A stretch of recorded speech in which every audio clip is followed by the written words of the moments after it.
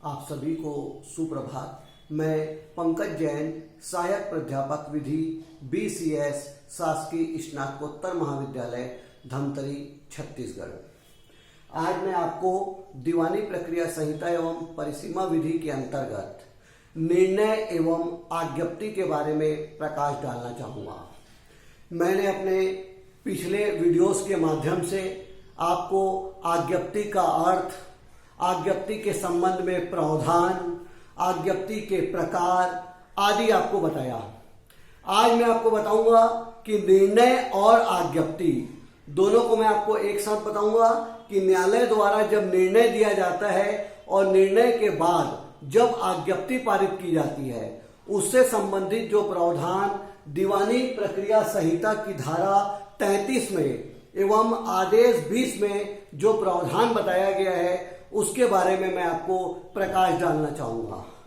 सर्वप्रथम हम देखेंगे निर्णय अर्थात जजमेंट। इस संबंध में अधिनियम की धारा 33 कहती है कि न्यायालय में जब वादी के द्वारा वाद दायर किया जाता है तो वाद दायर होने के बाद न्यायालय मामले को देखती है, सुनती है, गुण दोष के आधार पर उसका विनिश्चय करती है और विनिश्चय करने के बाद न्यायालय अपना जजमेंट सुनाती है, जिसको निर्णय कहा जाता है।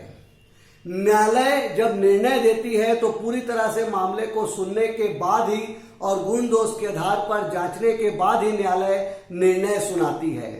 धारा 33 में कहा गया कि निर्णय जो है मामले की सुनवाई के बाद न्यायालय के द्वारा दिया जाएगा। और आदेश 20 नियम 1 कहता है कि न्यायालय अपना निर्णय खुले न्यायालय में देगी। जब न्यायालय खुले न्यायालय में या तो निर्णय देगी या फिर तुरंत या फिर बाद में जब भी वो निर्णय सुनाएगी तो उसके लिए तिथि का निर्धारण करेगी। संभवतः न्यायालय द्वारा जब मामले को सुन लिया जाता है तो उसके 30 दिन के अंदर न्यायालय उस पर निर्णय सुनाएगी और उस तिथि की सूचना संबंधित पक्षकारों एवं उसके प्लीडर को दी जाएगी।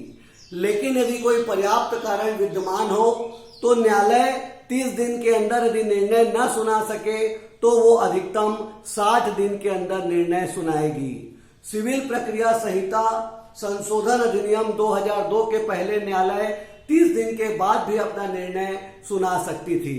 इस प्रकार जब न्यायालय द्वारा निर्णय सुना दिया जाएगा तो न्यायालय अपने उस निर्णय की तारीख लिखकर उस निर्णय पर हस्ताक्षर करेगी। अतः निर्णय किस प्रकार न्यायालय सुनाएगी, अधिनियम की धारा 33 और आदेश 20 नियम 1 में बताया गया है। दूसरा, पूर्ववर्ती न्यायाधीश के निर्णय को सुनाना। यदि पूर्ववर्ती न्यायाधीश जिसने मामले को सुना था लेकिन वह न्यायाधीश यदि निर्णय नहीं सुना सका था तो उस निर्णय को अब पश्चातवर्ती न्यायालय सुना सकती है। तीसरा, निर्णय को हस्ताक्षर करना। जब न्यायालय द्वारा मामले को सुनकर उस पर निर्णय लिया जाता है तो निर्णय पर न्यायालय अपना हस्ताक्षर करेगी ताकि निर्णय को प्रमाणित किया जा सके। इस संबंध में कहा गया है कि धारा 152 के उपबंध के अलावा या रिव्यू अर्थात पुनर्विलोकन के अलावा निर्णय में किसी भी प्रकार का परिवर्धन या परिवर्तन न्यायालय नहीं कर सकती। हालांकि धारा 151 के उपबंध के अधीन या 152 के उपबंध के अधीन न्यायालय वहां पर निर्णय में कुछ परिस्थिति में संशोधन कर सकती है, अदरवाइज निर्णय में संशोधन या परिवर्तन नहीं हो सकता। निर्णय की विषय वस्तु सब्जेक्ट मैटर। अब हम देखेंगे जब कोई न्यायालय निर्णय सुनाती है तो उसकी विषय वस्तु क्या है। इस संबंध में कहा गया है कि लघुवाद के न्यायालय जब निर्णय सुनाता है तो उसमें केवल अवरोधार्थ प्रश्न और उस पर विनिश्चय ही शामिल होता है। लेकिन लघुवाद न्यायालय से भिन्न अन्य किसी भी न्यायालय के द्वारा जो सक्षम हो उसके द्वारा यदि निर्णय सुनाया जाता है तो उनके निर्णय में 4 बातें अवश्य रहेगी। पहला, मामले का संक्षिप्त कथन अर्थात मामला क्या था, क्या मामला वो न्यायालय में दायर किया गया, किस आधार पर वादी ने अनुतोष की मांग की है, मामले का पूरा संक्षिप्त कथन निर्णय में होगा। दूसरा अवरोधार्थ प्रश्न, अर्थात किस मामले पर न्यायालय ने विचारण किया, किस मामले पर न्यायालय के द्वारा मामले को सुना गया, वह अवरोधार्थ प्रश्न, विवादक प्रश्न उस मामले में होगा, उस निर्णय में शामिल होगा। उसके बाद है अवरोधार्थ प्रश्न पर विनिश्चय। जो अवरोधार्थ प्रश्न या जो विवादक प्रश्न न्यायालय के सामने लाए गए, न्यायालय उसे सुनेगा और उसको सुनने के बाद ही अपना विनिश्चय या जजमेंट देगा। और चौथा है विनिश्चय का कारण। जब न्यायालय के द्वारा अपना जजमेंट दे दिया जाएगा तो जजमेंट का कारण न्यायालय अवश्य बताएगा। इस प्रकार लघुवाद न्यायालय से भिन्न अन्य सिविल न्यायालय के निर्णय में उपरोक्त चारों बातें शामिल होगी। अब हम देखेंगे अपील की सूचना। न्यायालय के द्वारा जब निर्णय दे दिया जाएगा तो वो संबंधित पक्षकार या उसके प्लीडर के माध्यम से उसे सूचना देगा कि इस निर्णय के खिलाफ आप आगे अपील भी कर सकते हो। यदि व्यथित पक्षकार या पीड़ित पक्षकार निर्णय से संतुष्ट न हो तो ऐसी स्थिति में वो निर्णय के खिलाफ आगे अपीली न्यायालय में अपील कर सकेगा। निर्णय देने वाला न्यायालय अपील की अवधि के बारे में भी बताएगा कि अपील किस अवधि तक दायर की जा सकती है और संबंधित पक्षकार एवं उसके प्लीडर को अपील के संबंध में सूचना भी देगा। उसके बाद है आज्ञप्ति का निष्पादन, एक्सक्यूशन ऑफ डिक्री। मैंने आपको बता चुका था कि आज्ञप्ति का निष्पादन किस प्रकार किया जाएगा। आज्ञप्ति के निष्पादन के समय निम्नलिखित बातें होगी।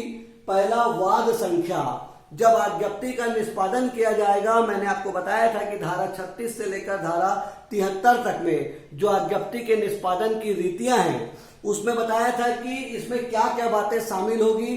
तो पहला है वाद संख्याक, उसमें लिखा जाएगा। दूसरा, वाद के जो संबंधित पक्षकार हैं उनका पूरा नाम, उनका पता और उनके संबंध में पूरा विवरण उसमें लिखा जाएगा। तीसरा, दावे की विशिष्टियां, दावे के संबंध में क्या क्या विशिष्टियां हैं उस बात को भी लिखा जाएगा। अनुदत्त अनुतोष, अर्थात किस प्रकार के अनुतोष की मांग न्यायालय से की गई है उस बारे में वर्णन होगा। वाद के अन्य अवधारण, यदि अन्य कोई हो किसी मामले में, वाद का कोई अन्य अवधारण यदि हो तो उसका भी विवरण दिया जाएगा। खर्च की रकम और ऐसा खर्च किसके द्वारा, खर्च की कुल रकम कितनी हो या किसके द्वारा किस अनुपात में संदाय की जाएगी, इसका पूरा विवरण आज्ञप्ति या डिक्री के निष्पादन के संबंध में दिया जाएगा। मैंने आपको पिछले वीडियोस के माध्यम से बताया था कि सिविल प्रक्रिया संहिता की धारा 2 की उपधारा 2 में आज्ञप्ति को परिभाषित किया गया था और कहा गया था कि आज्ञप्ति किसी सिविल न्यायालय के विनिश्चय की ऐसी औपचारिक अभिव्यक्ति है जो वाद के सभी या उनमें से किसी विवादग्रस्त विषय के संबंध में पक्षकारों के अधिकारों का निश्चयक रूप से अवधारण करती है। अतः जो डिक्री है वो न्यायालय की औपचारिक अभिव्यक्ति है जो वाद पत्र दाखिल होने पर प्रारंभ होती है, जिसमें विवादग्रस्त मामले के सभी या उनमें से किसी मामलों का अंतिम रूप से अवधारण होता है जिस पर पक्षकारों का अधिकार विनिश्चित किया जाता है। और डिक्री एक तरह से न्यायालय की औपचारिक घोषणा होती है।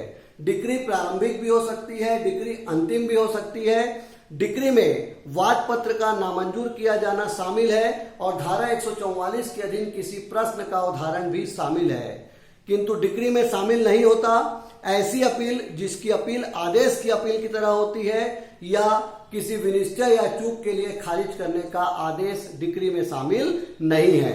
अतः डिक्री के बारे में मैंने आपको विस्तार से प्रकाश डाला। न्यायालय पहले निर्णय देगा और निर्णय देने के बाद फिर संभवतः 15 दिन के अंदर उसे उस पर डिक्री दे देनी चाहिए। और डिक्री के निष्पादन की रीतियां क्या है यह आपको मैंने धारा 36 से लेकर 73 तक आपको बताया। अब हम देखेंगे डिक्री की तैयारी। जब न्यायालय निर्णय दे दे तो निर्णय देने के 15 दिन के अंदर डिक्री देने की तैयारी की जाएगी। डिक्री की तैयारी 15 दिन के अंदर की जाएगी और जब पक्षकारों के द्वारा आवेदन किया जाए और आवेदन शुल्क यदि दे दिया जाए तो ऐसी स्थिति में पक्षकारों को निर्णय की एक एक प्रति दे दी जाएगी। अतः न्यायालय द्वारा पहले मामले को सुना जाएगा। मामले को सुनने के बाद उस पर जजमेंट अर्थात निर्णय किया जाएगा और निर्णय होने के बाद ही उस पर डिक्री पारित की जाएगी। पूर्ववर्ती न्यायाधीश के निर्णय की डिक्री। जब पूर्ववर्ती न्यायालय मामले को सुना और हस्ताक्षर के पहले पूर्व का न्यायालय ने यदि मामले को सुना लेकिन हस्ताक्षर करने से पहले ही उस न्यायाधीश ने अपना पद त्याग दिया, तो ऐसी स्थिति में जो पश्चातवर्ती न्यायाधीश है वो मामले पर अपना निर्णय देगा, जजमेंट देगा। और अंतिम पॉइंट है निर्णय या डिक्री की प्रमाणित प्रति प्रदान किया जाना। जब न्यायालय के द्वारा निर्णय ले लिया जाए और डिक्री भी पारित कर दिया जाए, उसके बाद यदि संबंधित पक्षकार निर्णय की प्रति पाना चाहते हैं तो ऐसे पक्षकार को आवेदन करना पड़ेगा, आवेदन शुल्क देना पड़ेगा। आवेदन शुल्क देने के बाद संबंधित न्यायालय उसको निर्णय और डिक्री की एक एक प्रति दे देगा। इस प्रकार मैंने आपको आज निर्णय अर्थात जजमेंट और अज्ञप्ति अर्थात डिक्री के बारे में बताया कि अधिनियम की धारा 36 और आदेश 20 इसमें आपको निर्णय के बारे में बताया गया और जिसमें कहा गया कि न्यायालय जो है वह मामले को सुनने के बाद अधिकतम 30 दिन के अंदर उस पर निर्णय लेगा। और यदि कोई कारण बता दिया जाए कि 30 दिन में निर्णय क्यों ना लिया जा सका, तो ऐसी स्थिति में कारण अभिलिखित कर देने पर 60 दिन के अंदर उस पर निर्णय ले लिया जाएगा। जब निर्णय ले लिया जाएगा तो निर्णय लेने के बाद उसकी जो निर्णय ले लिया जाएगा इसकी सूचना संबंधित पक्षकार और प्लीडर को भी दी जाएगी और निर्णय लेने के बाद ही डिक्री पारित की जाएगी। जब न्यायालय द्वारा डिक्री पारित कर दी जाए तो ऐसी स्थिति में यदि संबंधित पक्षकार निर्णय या डिक्री की प्रतिलिपि लेना चाहता है तो उसे न्यायालय में आवेदन करना पड़ेगा, आवेदन शुल्क देना पड़ेगा, तब उसे निर्णय या डिक्री की एक एक प्रति दे दी जाएगी। और जब न्यायालय निर्णय लेने के बाद ही डिक्री फाइल की जाएगी और डिक्री पारित होने के बाद डिक्री का निष्पादन किया जाएगा, क्योंकि कोई भी आदेश और कोई भी डिक्री का तब तक कोई महत्व नहीं है जब तक ऐसी डिक्री या ऐसे आदेश का निष्पादन न कर दिया जाए। अतः निष्पादन के बारे में मैंने आपको धारा 36 से लेकर पूरा 73 तक में डिक्री का निष्पादन किस प्रकार किया जाए और डिक्री के निष्पादन की रीतियां क्या है ये भी मैंने आपको बताया था। अतः सर्वप्रथम न्यायालय मामले को सुनकर उस पर निर्णय लेगा, निर्णय के बाद न्यायालय डिक्री फाइल करेगा और डिक्री के बाद डिक्री का निष्पादन किया जाएगा।